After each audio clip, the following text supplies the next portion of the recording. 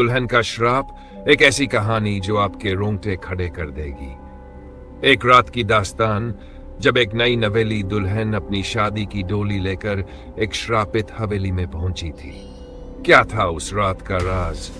क्या ये महज एक सपना था या कुछ और? चलिए अंधेरे में डूबते हैं इस खौफनाक कहानी के साथ। कहानी एक छोटे से गांव के पास एक पुरानी हवेली थी, जिसके बारे में कहा जाता था कि वहां एक आत्मा रहती है।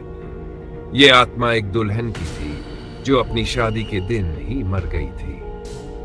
गांव के लोग उस हवेली के पास जाने से डरते थे।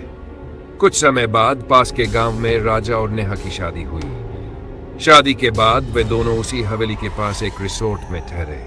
रिसोर्ट के मालिक ने उन्हें चेतावनी दी, उस हवेली के पास मत जाना, वहां कुछ ठीक नहीं है।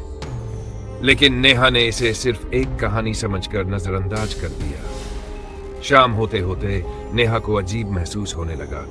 उसे लगने लगा कि कोई उसे देख रहा है। उसने राजा से कहा, मुझे ऐसा क्यों लग रहा है कि यहाँ कुछ गड़बड़ है? राजा ने हंसते हुए कहा, तुम्हारा वहम है, सो जाओ। लेकिन आधी रात को नेहा की नींद एक दर्द भरी चीख से खुली।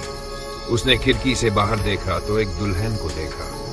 वह सफेद चांदनी में खड़ी थी, लेकिन उसके चेहरे से खून बह रहा था। उसने धीमे स्वर में कहा, मुझे इंसाफ चाहिए।